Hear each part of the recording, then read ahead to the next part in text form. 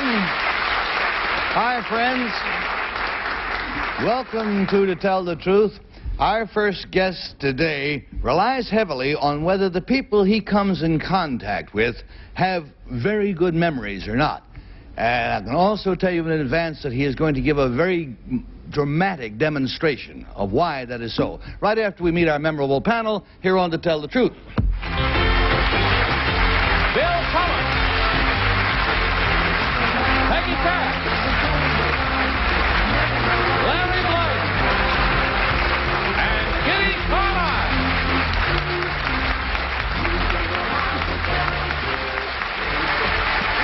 Hi, panel. Hi. I want everybody to be especially sharp today because you never know who's watching, and if we're very, very good, it could mean Channel 47. And keeping that in mind, what?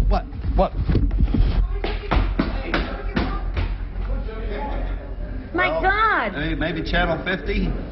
I want Well, my now, in case mother. anybody's upset, that was all very carefully staged. Was very carefully staged. Did it shake you up a little bit? Yes. A little bit. It shook you up, didn't tell all me right? the heart attack. Now, what we want to do is to test your powers of observation. I want some sort of a description of that fellow. Bill Cullen, what color jacket was he wearing? I don't know, but it was Mark Goodson. And he picked your pocket as usual. I would say sort of a dark gray or dark tan. Dark in the beige family. In the, dark gray. in the beige family. Right. Lightish? No, dark. Darkish. Dark. Peggy, what color necktie was he wearing? I mean, black hair.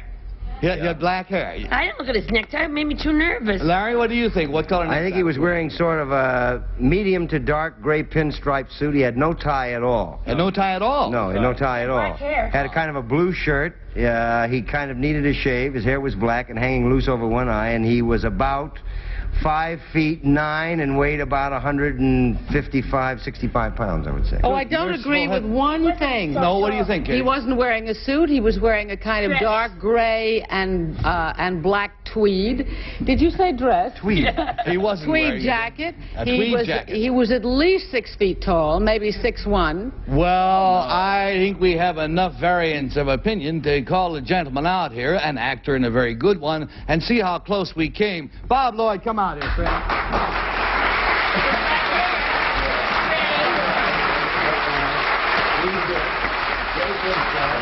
I will only point out to you, Kitty, that I am 5'7", and if he is 6 feet tall, I'll eat every inch of the 6 feet on there. I thought he was 6'1" or 2". No, and of course the jacket. You guys are pretty close. It's a dark and it does have a pinstripe. And you're a very good actor, and thank you, Bob, very much. Thank you Indeed, very it's very good. Look, Bob, the wallet.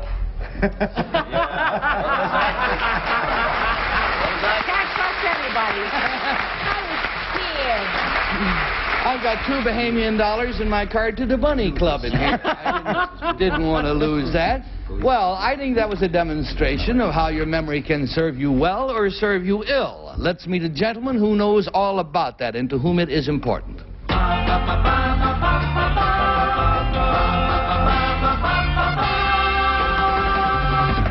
Number one, what is your name, please? My name is Otis Rathel.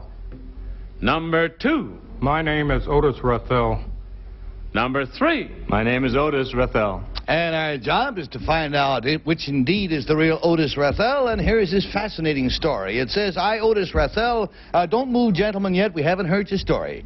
And this is the way it goes. I, Otis Rathel, am a police artist. As a member of the Chicago force, it is my job to draw accurate representations of criminal suspects based upon verbal descriptions of eyewitnesses to the crime.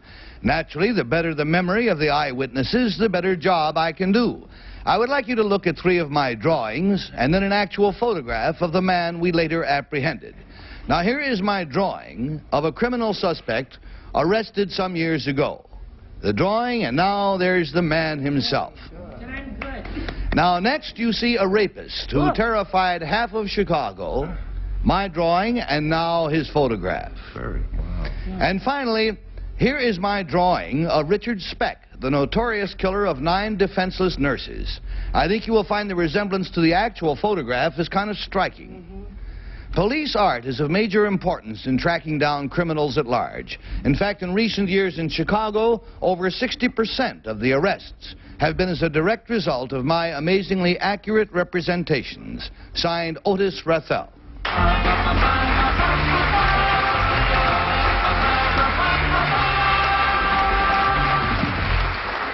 And while we take a moment to look over the lineup, you watch a few of these, huh? Now, friends, remember, we have over here three men. They all say that their names are Otis Rathel, a police artist who draws pictures of criminals at large based upon the memory of eyewitnesses to the crime. Let's start with Kitty Carlisle. Thank you. Well, Mr. Rathel, number 2, if your witnesses are as irresponsible in a way as we were, how do you ever get a proper description?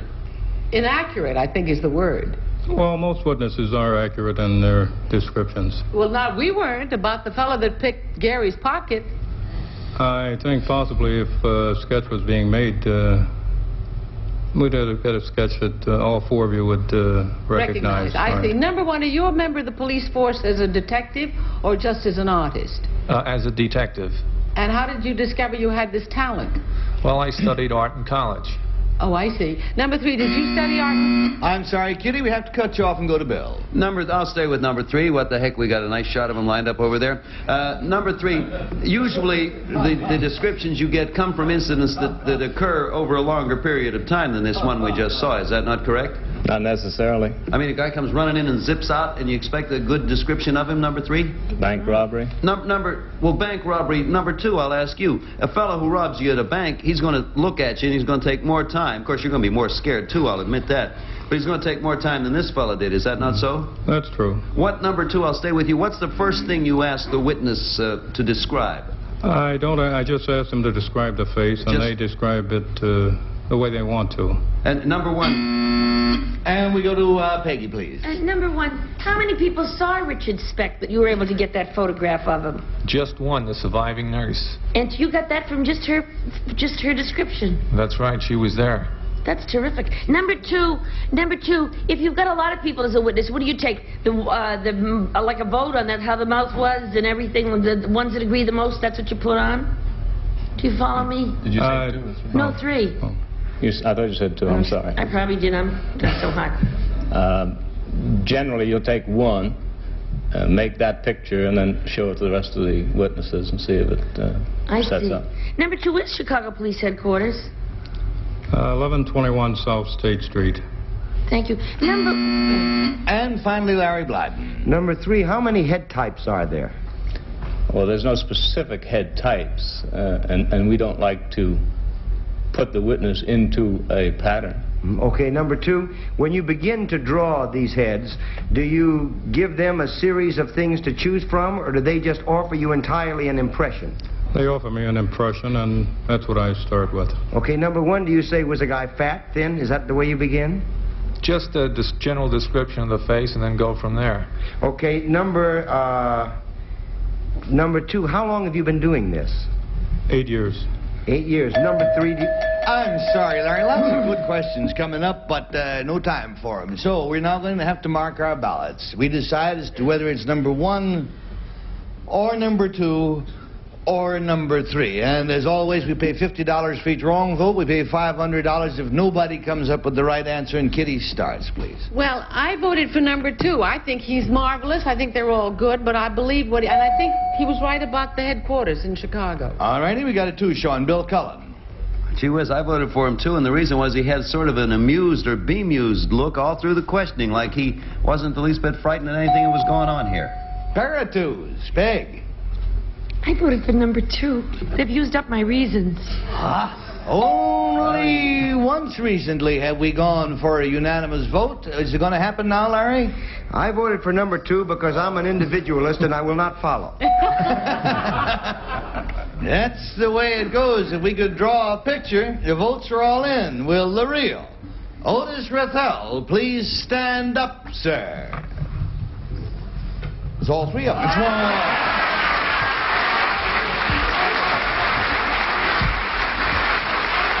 We lucked out, gentlemen. Thank you, Otis, very much. Number 1, sir, what is your real name, please, and what do you do? My name is Bob Reich. I'm a broadcasting executive for the ABC television network. Hey, good for you. Number 3, sir, what is your real name, please, and what do you do? My name is John Milak. I'm president of John Milak Millware Company, manufacturers of architectural woodwork. Well, now we're going to try a demonstration we're not too sure about. We'll see. Earlier in the week, our associate producer, Mimi O'Brien, gave Mr. Rathel a verbal description of someone who Mimi, knows very well. And she did this over the telephone, purely verbally. Now, naturally, Mr. Rathel had never met the person that Mimi described. He didn't know anything about him. Now, based on the simple verbal description, Mr. Rathel came up with a drawing of the person that Mimi described. Now, here's what we're going to do. Before we went on the air, Johnny Olson selected a member at random from our studio audience to help out with our experiments. So, Johnny, will you introduce me, Garry please? Moore, I'd like to meet Mrs. Judy Dick from Charlotte, North Carolina. Ms. Dick, nice to see you. Let's move back a little bit so that this camera can get a picture of the man that Mimi O'Brien described to Mr. Rathel. Now, I want you to look at the picture very carefully, absorb the details of the face. Now, at this moment, we have 5 people backstage. We're going to ask them to come out like a regular police lineup. And judging from this picture, gentlemen, all 5 of you, if you come out, we'll have them stand numbers 1, 2, 3, 4, 5. And looking at this picture, now let's let the audience look at them one at a time, please. I know. Have we looked at there? We go in on number 1. Remember the picture? Number 2, or number 3, or number 4, or number 5. Now, Mrs. Dick, which would you choose, judging from this photograph? It would have to be number 2. You think it would have to be number 2? The only thing I can say, Mrs. Dick, is sometimes these can fool you. Oh. But they didn't fool you because it is number 2. Dick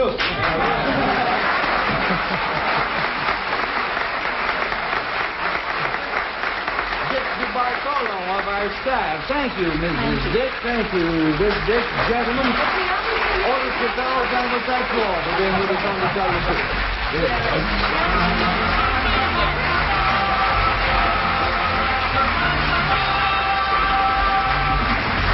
For this picture, Dick DeBartolo should sue. Yeah, He's he looks like a criminal. He's used to only paying criminals. He's a criminal. He steals money. I want you to look at something that I am just crazy about. A very special copy of a very famous book. I'm sure you all recognize the great children's classic, The Wizard. Oops, wait, let me get some light on there.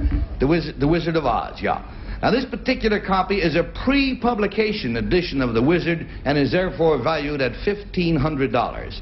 It belongs to our next guest today, and we'll be right back. Now let us say hello to our Ozophile.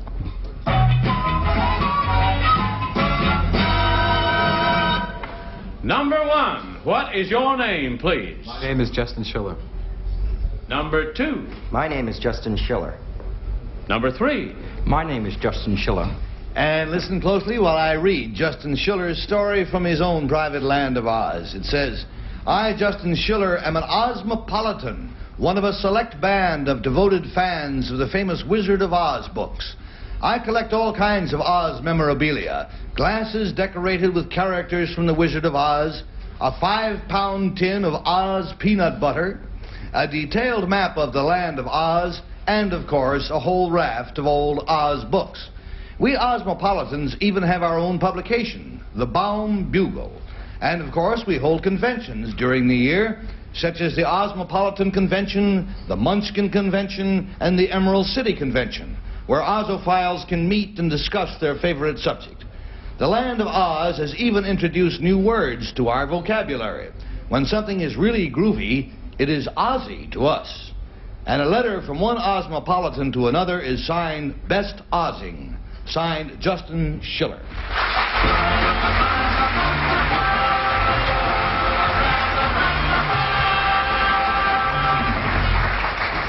And we'll start the questioning with a fellow who flew all the way in from Kansas in a barn just to be here with us this week, Larry Blyden. Thank you, Gary. Number 1, what was the name of the Wicked Witch of the West? This was Billy Burke. Okay, number 2, what was the name of the Wicked Witch of the East in the story? No, number 2. She was the evil witch, or the bad witch. Okay, number 3, the Wicked Witch had some servants. What were they? Of the West, I'm talking now. They were Winkies. Winkies were they? And how did she die, number 3, the Wicked Witch of the West? She was liquidated by having a pail of water thrown on her. Okay, number 2, what was the name of the real wizard? The real wizard was Frank Morgan. Okay. Number 1, there was a horse. What was the horse's name? Do you remember? No. You know? Okay, number 2. I thought I knew all about it. I don't remember the horse. Let's go to Kitty. Number 2 did Mr. Baum write anything else? He wrote a number of books, other than Oz books, but he also wrote 14 Oz books besides The Wizard of Oz. Thank you. Number 3, how many of you Ozzies are there? At last count, there was a bit over 1,000 members in the club in 12 countries. Really? Number 1, what did Margaret Hamilton play in the movie? She played the evil witch. And number 2, there's a place in Florida that's devoted to The Wizard of Oz, where you go through and it's just like they have all the characters and everything. Do you know where that is? It's in North Carolina, not in Florida. Oh, and what's it called? It's Ozland. Oh, I see. Because we had them on. It sounds like a cute idea. Mm-hmm. Number 1, do you all consider this odd? I'm sorry, Kitty, to be abrupt. We're going to go to Bill. Number 3, I'll direct this attention to you. Being such an Oz fan, how many times have you seen the picture of the Wizard of Oz? Around half a dozen times. I will ask this question of number 2, and it's one of those silly questions that you always ask, like you ask a man why he climbs a mountain. Why this tremendous interest from you personally, sir, number 2? Me personally? Yes. I work for Capitol Records, and we were involved in reintroducing a record album a couple of years ago. And I got involved in the record jacket and started reading some of the Oz books and started seeing the movie again and so forth. Number 1, aside from being an Ozling, or an Osmopolitan, I believe you call yourselves, how many other organizations do you belong to? Just a few, but none as significant as that. You say significant, number 1. Socially. Socially, there is... number 3, let me ask you, do you think there's a significance to belonging to this... And there goes the buzzer, and we're going to go to Peggy. Number 1, do you believe that belonging to that club is socially significant? It has elements of a much more perfect society, you know, on a deep level. Okay. Number 3, in the movie, Toto was played by what kind of a dog? Oh, Scotch or wire-haired terrier. Number 2, what did the straw man want? He wanted brains.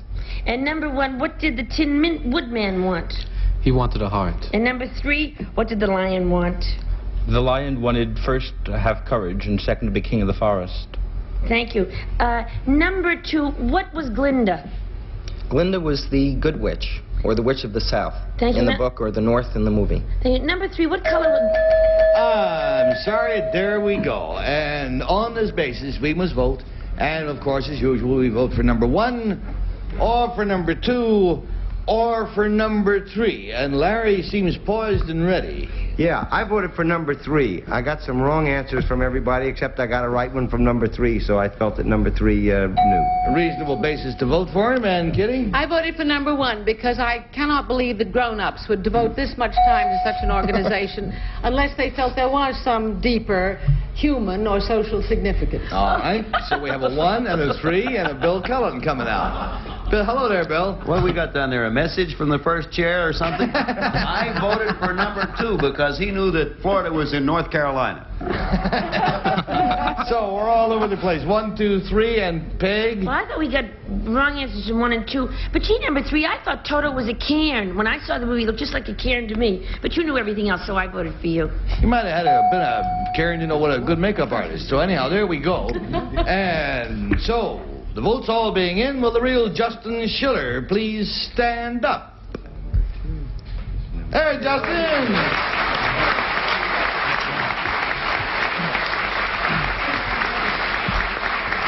Thank you, Justin.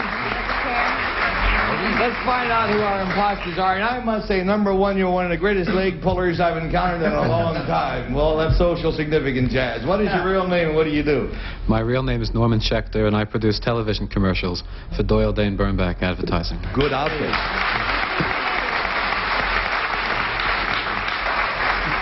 Number 2, sir. What is your real name, please, and what do you do? My name is Michael Kenyon. I'm an account group supervisor with Decision Center, a marketing research firm.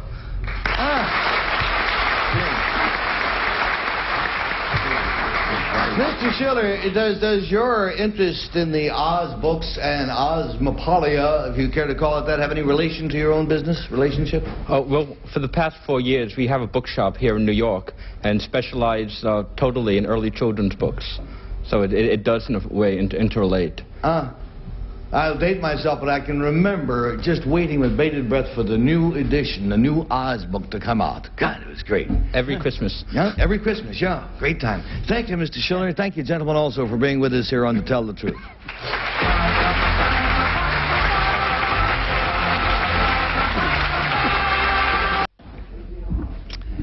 Well, that does us in for today.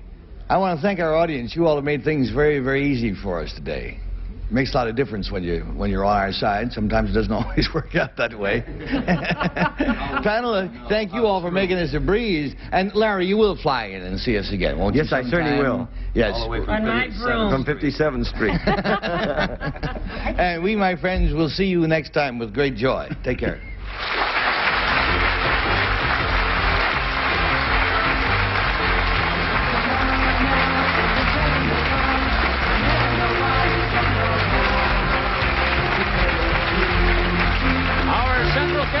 Today will receive a Samsonite silhouette softie as the casual carry-on suitor, featuring 3 compartments for efficient packing. Fits easily under any jet seat from Samsonite. Prices or product mentions were furnished and/or paid for by the manufacturers or supplier of the products or services identified on this program. This is Johnny Olson speaking for To Tell the Truth, a Mark Goodson, Bill Todman production.